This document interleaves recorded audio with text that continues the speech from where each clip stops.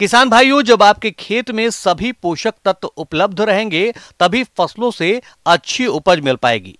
अगर हम जिंक तत्व की बात करें तो अपने प्रदेश के कई क्षेत्रों में इसकी कमी पाई जा रही है। तो इस समय गेहूं की फसल में कैसे करें जिंक तत्व का प्रबंधन, इसके लिए देखिए कार्यक्रम का ये अंश। क्या फसल में रोल है, उसकी क्या भूमिका है, उसको मैं आप लोगों को बताना चाहता हूं कि जिंक जो है मृदा परीक्षण कराने के बाद संतुलित मात्रा, जो अगर खेत में आपकी मिट्टी में जिंक की कमी हो तो जिंक डाला जाए। बिना मृदा परीक्षण कराने के पश्चात ही जिंक की जो भूमिका है किसान भाइयों, जिंक डालने से पौधों में फास्फोरस और नाइट्रोजन के उपयोग को बढ़ाता है। दूसरा, प्रोटीन एवं न्यूक्लिक अम्ल के निर्माण में सहायक होता है। तीसरा, इसका काम है फूल और फलों के निर्माण तथा फसल के जल्दी पकने में सहायता करता है। चौथा, इसका कार्य प्रकाश संश्लेषण एवं नाइट्रोजन में मेटाबॉलिज्म में सहायता प्राप्त करता है। पांचवा, पौधों में शर्करा के उपयोग को नियमित करता है। और लास्ट में कार्बोहाइड्रेट के रूपांतरण में सहायता प्राप्त करता है। किसान भाइयों, जिंक सल्फेट 21% जो आता है, अच्छे परिणाम के लिए मृदा परीक्षण के आधार पर आप दी गई मात्रा ही प्रयोग करें, अन्यथा खेत की तैयारी करते वक्त 16 से 20 किलोग्राम पर हेक्टेयर जिंक 21% जो जिंक सल्फेट आता है उसका प्रयोग करिए। अगर कंपोस्ट खाद दिया गया है तो जिंक की मात्रा आधी कर दीजिए। अगर 20 किलो देना है तो 10 किलो दीजिए। अगर 25 किलो आपको मृदा परीक्षण कार्ड पे लिखा गया है तो आप उसको 12.5 किलो दीजिए। ये तब देना है जब आप कंपोस्ट खाद प्रयोग किए हैं। आप जिंक तत्व का प्रयोग बुआई के समय ही करेंगे तो उसका फसल में अच्छी तरह से उपयोग होता है। लेकिन अगर आपने बुआई कर दी है और जिंक का प्रयोग बुआई के समय नहीं किया है तो खड़ी फसल में भी इसका प्रयोग कर सकते हैं। और जैसे गेहूं की पत्तियां पीली होती है, ऊपरी सिराएं, तो जानिए कि जिंक की कमी है। उसमें जिंक जो है टॉप ड्रेसिंग के रूप में यूरिया में या तो बालू में मिलाकर टॉप ड्रेसिंग कर सकते हैं। किसान भाइयों, अगर टॉप ड्रेसिंग के रूप में दे रहे हैं तो जिंक को डीएपी के साथ कदापि न मिलाया जाए, या यूरिया के साथ ही मिलाकर इसका टॉप ड्रेसिंग कीजिए। कुछ किसान भाइयों की जानकारी के अभाव में डीएपी के साथ मिला देते हैं, जबकि डीएपी के साथ जिंक को नहीं मिलाया जाता। तो किसान में जैसे सिराएं पीली हो वैसे आपको समझ जाना चाहिए कि इसमें जिंक की कमी है, तो उसमें तुरंत जो है यूरिया का टॉप ड्रेसिंग, यूरिया के साथ जिंक को 20 से 25 किलो पर हेक्टेयर मिलाकर टॉप ड्रेसिंग कर देना चाहिए। किसान भाइयों, खड़ी फसल में जिंक सल्फेट का यूरिया में घोल बनाकर भी प्रयोग कर सकते हैं। इसके लिए 20 किलोग्राम यूरिया लें और 5 किलोग्राम जिंक सल्फेट लें और दोनों का 500 लीटर पानी में घोल बनाकर प्रति हेक्टेयर की दर से छिड़काव करें। लेकिन अगर आपने यूरिया फसल में डाल दी हो तो आप 5 किलोग्राम जिंक सल्फेट और 2.5 किलोग्राम बुझा हुआ चूने को 500 लीटर पानी में घोलकर प्रति हेक्टेयर की दर से फसल पर छिड़काव करें। 7 से 10 दिन में आपकी फसल सामान्य हो जाएगी और फसल की अच्छी बढ़वार होगी। ब्रेक के बाद आप सभी दर्शकों का अन्नदाता में स्वागत है। चलिए अब रुख करते हैं अगली कड़ी की ओर। बटेर पालन मुर्गी पालन की तरह किए जाने वाला व्यवसाय है और इस व्यवसाय में मुर्गी पालन की अपेक्षा जोखिम बहुत कम रहता है। इसलिए किसानों के बीच बटेर पालन तेजी से लोकप्रिय होता जा रहा है। अगर आप भी इस व्यवसाय को करना चाहते हैं तो किन किन पहलुओं पर खास ध्यान दें, इस बारे में बता रहे हैं डॉक्टर प्रमोद कुमार। बटेर पालन एक सुरक्षित पोल्ट्री का व्यवसाय है और जो कन्वेंशनल पोल्ट्री फार्मिंग करते हैं उसके अपेक्षा इसमें से ज़्यादा कमाई है, ज़्यादा सुरक्षित है। ये इसका पालन करना आसान है। इसका एक्चुअली जूलॉजिकल नाम है कोटरनिकस जैपोनिकम, जिसको जापानीज क्वेल या बोलचाल की भाषा में बटेर बोलते हैं। ये पिछले दशक में या पिछले कुछ सालों में अगर बात करें तो ये काफ़ी ज़्यादा पॉपुलराइज हुआ है, चूँकि इनका मीट का क्वालिटी काफ़ी बढ़िया है comparison to other poultry species. Protein quality high है, इनके एग में प्रोटीन क्वालिटी हाई है, डाइजेस्टिबिलिटी काफ़ी अच्छा है और बहुत सारे मेडिसिनल फैक्टर्स हैं जिसके वजह से इनका पालन काफ़ी तेज़ी से बढ़ा है और छोटे किसानों के लिए काफ़ी बढ़िया है। पिछले कुछ वर्षों में अंडे और मांस का कारोबार तेजी से बढ़ा है। इसकी पूर्ति के लिए बटेर पक्षियों को कम जगह में ही आसानी से पाला जा सकता है। इनका पालन लीटर और पिंजरों में आसानी से कर सकते हैं। बटेर पालन के लिए अच्छी नस्ल है फराहू, इंग्लिश सफेद, ब्रिटिश रेंज, कैरी उज्जवल, कैरी श्वेता, कैरी उत्तम, कैरी पर्ल और जापानी कोयल। इनका पालन भी किसान कर सकते हैं। इनको पालने में काफ़ी एडवांटेज है फार्मर्स को। अगर पर यूनिट एरिया देखें अगर आप एक्सपेंस, तो कम लागत में ज़्यादा कमाई है। स्पेस में हम एक ब्रॉयलर मुर्गी को पालते हैं या एक लेयर बर्ड को पालते हैं, उसमें हम 5 बटेर को पाल सकते हैं, तो स्पेस कम लगेगा उसमें। इसमें दवाई और टीका में खर्च बहुत कम है, क्योंकि स्पेस काफ़ी डेंस इसको हम रियर कर सकते हैं। जो कन्वेंशनल हमारा डीप लिटर सिस्टम है, जो नीचे में सॉ डस्ट बिछा करके जो पालन करते हैं, वैसे भी कर सकते हैं। या अगर स्पेस की कमी है शहरी एरिया या पेरी अर्बन एरिया में, अगर इसका रियरिंग करना चाहते हैं तो आप केज सिस्टम में भी इसको रियर कर सकते हैं। बटेर का एक चूजा लगभग 5 से 10 ग्राम तक का होता है। बटेर पालन के लिए लगभग 6 से 7 दिन के चूजों को खरीदना चाहिए, क्योंकि शुरुआती हफ्तों में ही इनकी मृत्यु दर अधिक होती है। चूजे लाने के बाद ब्रूडर घर में तापमान 30 डिग्री सेल्सियस रखना चाहिए। बटेर पक्षियों को प्रतिदिन ताजा एवं स्वच्छ पानी पीने को देना चाहिए। साथ ही आहार देने के लिए छोटे बर्तनों का प्रयोग करना चाहिए। आहार के बर्तनों का स्थान समय समय पर बदलते रहें। बाजार में उपलब्ध मुर्गियों का प्री स्टार्टर दाना भी बटेर के आहार के रूप में प्रयोग कर सकते हैं। तो जो इनका राशन है, दाना है, उसमें प्रोटीन परसेंटेज हाई होता है। कई कंपनियां बटेर के लिए स्पेसिफिक फीड बना रही हैं, पोल्ट्री फीड, लेकिन जिस एरिया में बटेर का दाना उपलब्ध नहीं है, उस एरिया में कन्वेंशनल जो आपका फीड है उसमें प्रोटीन परसेंटेज को बढ़ा सकते हैं आप। बढ़ाने के लिए आप उसमें दाल मिक्स कर सकते हैं। जो टोटल प्रोटीन आपका जो राशन है पोल्ट्री का लेयर राशन है, उसमें करीब 20% से 25% आप अगर पल्सेस मिला दें या फिश मिल मिक्स कर दें तो मिला करके आप दे सकते हैं। नहीं तो अगर बटेर पालन व्यावसायिक तरीके से करना चाहते हैं तो आप ज़्यादा बेहतर होगा कि बटेर के लिए जो सूटेबल फीड है वही आप उसको इस्तेमाल करें।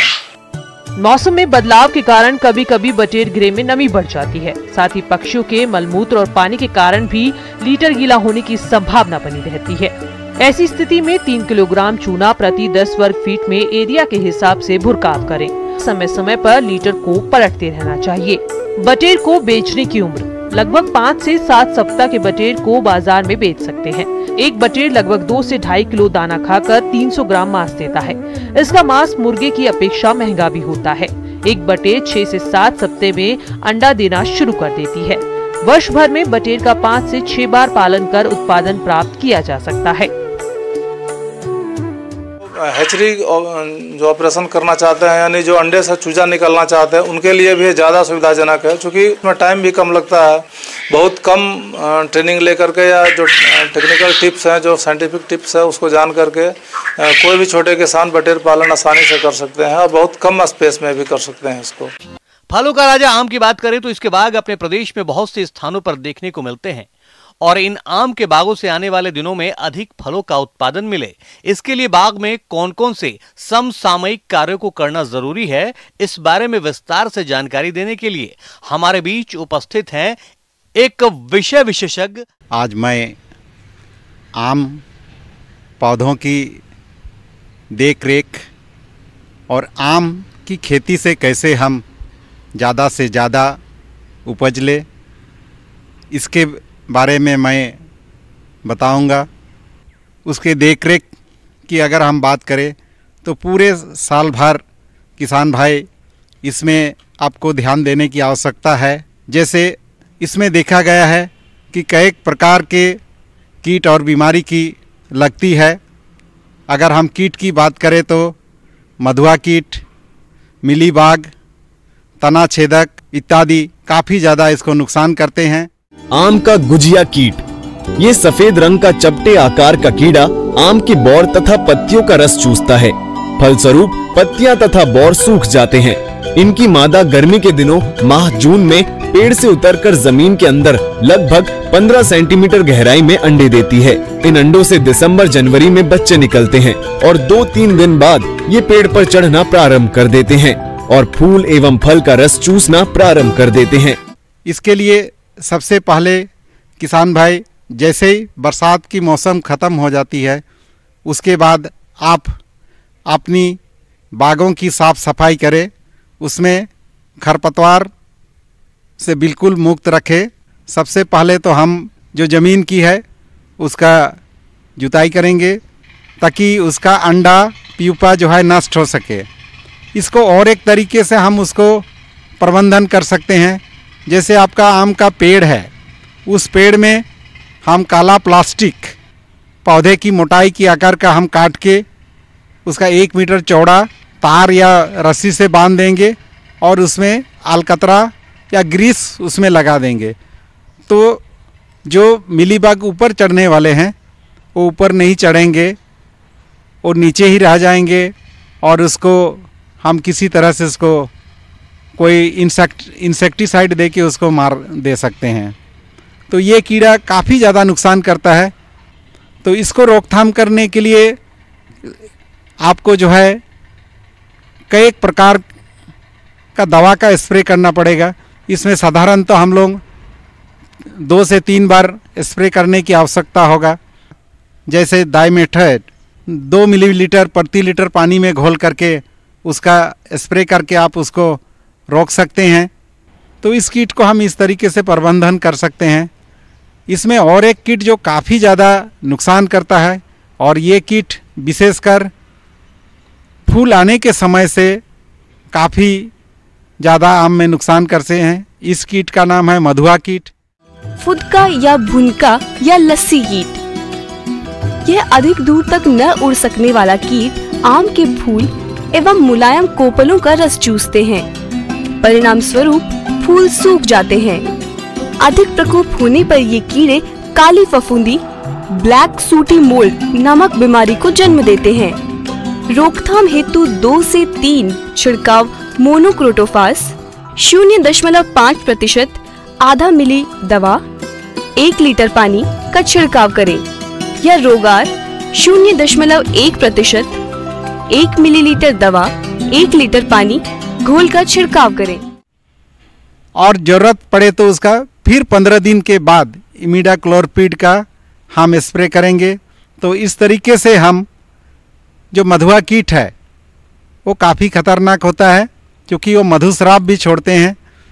पत्ते काले रंग के हो जाते हैं, उसमें प्रकाश संश्लेषण नहीं होती है, उसका फूल कमज़ोर हो जाता है, फल लगने की स्थिति नहीं के बराबर होता है।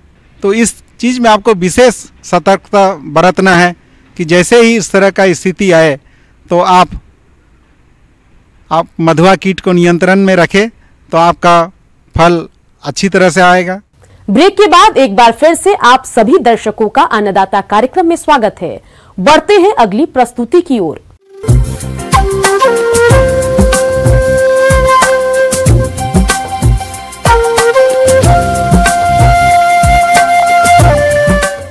मौसम के अनुसार प्रबंधनों पर ही टिकी है आपकी खेतीबाड़ी, इसलिए मौसम पूर्वानुमान और उस पर आधारित साप्ताहिक कृषि सलाह इस प्रकार है।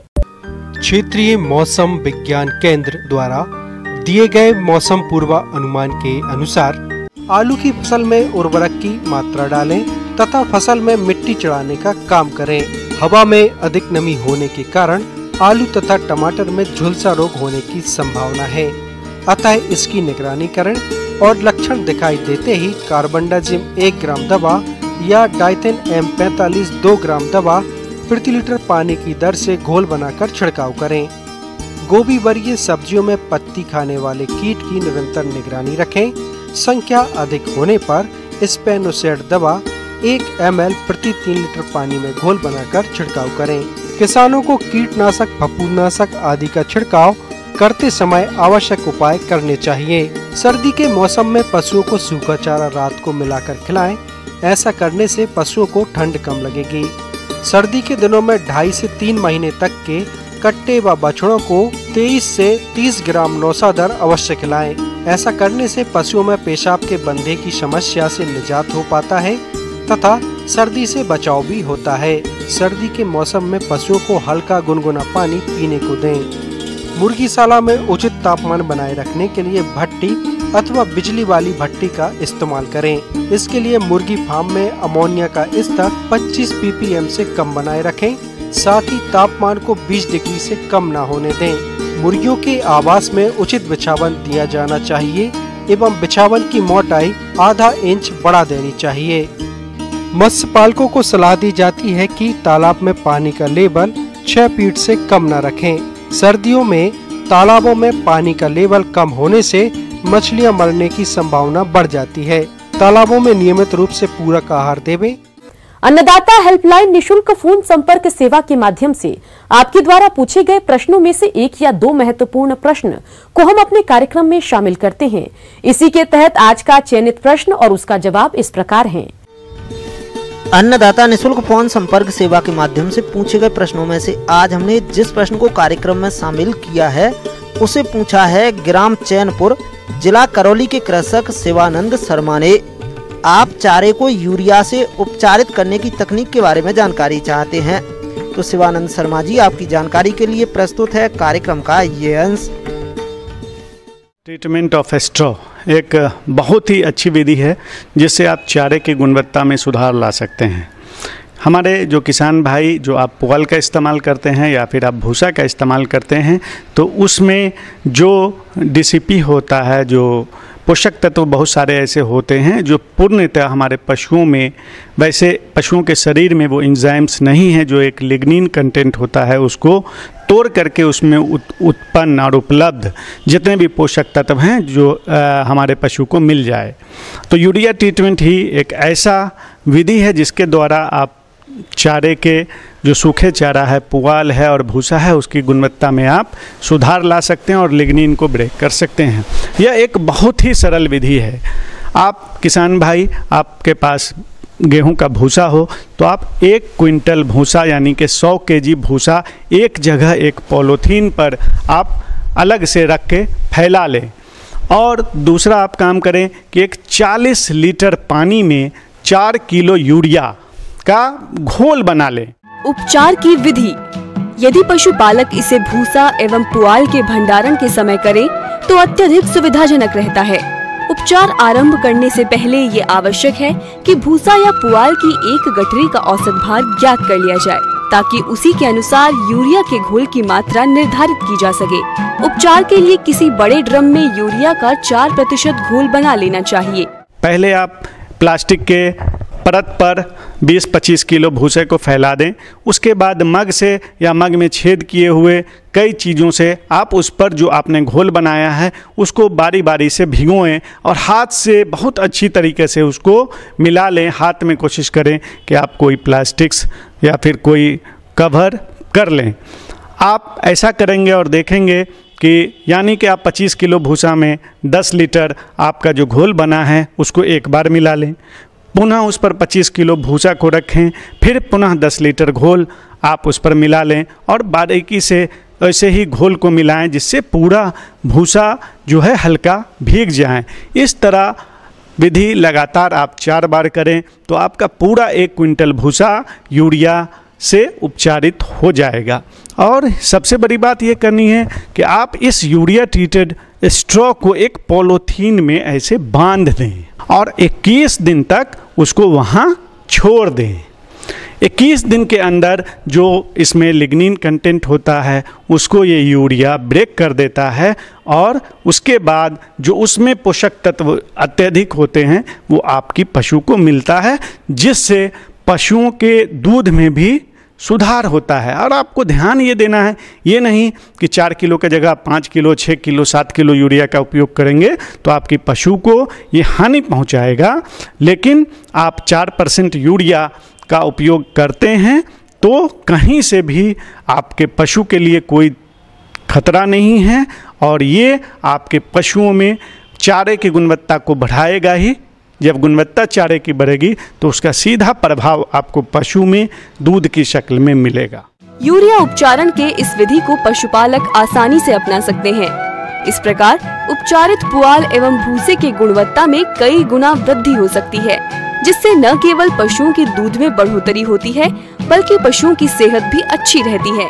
एक बात हमें ध्यान देनी है कि जब भी आप पुआल या भूसा को उपचारित करते हैं तो अपनी खपत को देख लें कि आपको के पास कितनी गायें हैं और प्रत्येक दिन कितना उसको भूसे की आवश्यकता होती है। जैसा कि आप जानते हैं कि आपकी गायों को प्रतिदिन 5 केजी भूसे की आवश्यकता है, तो आप कोशिश करें कि 15 से 20 दिनों का एक बार भूसा उपचारित कर लें और इस चक्र को इस तरह से मेंटेन रखें कि फिर पुनः द्वितीय यूरिया ट्रीटेड स्टॉक को अलग कर दें कि जैसे ही 15 दिन के बाद ये भूसा समाप्त हो, फिर 16वें दिन से वहाँ से आपको वो भूसा उपलब्ध हो जाए और वो पुआल आपको उपलब्ध हो जाए, जिससे कि आपको लगातार ये कंटिन्यूअस बना रहे। ये नहीं कि हम जो है 50 क्विंटल भूसा को एक बार उपचारित करके रख लिए और हमारी खपत नहीं है, तो वो पैसे की भी बर्बादी है और आपके भूसे की भी बर्बादी है।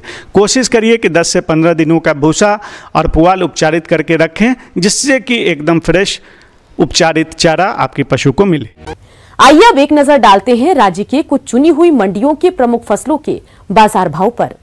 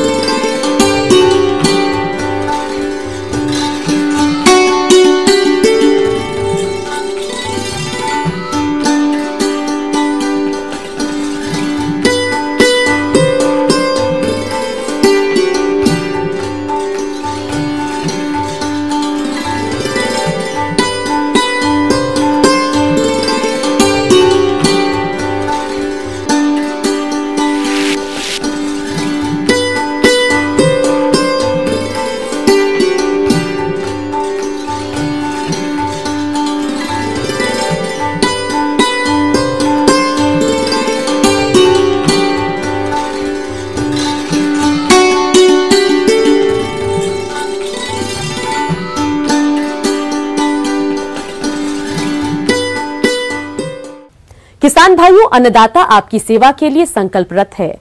कृषि संबंधित समस्या और सुझावों के लिए आप हमें इस पते पर संपर्क कर सकते हैं। प्रोड्यूसर अन्नदाता, news 18 Rajasthan, Ramoji film city, Hyderabad 501512। साथ ही आप हमें ईमेल भी कर सकते हैं।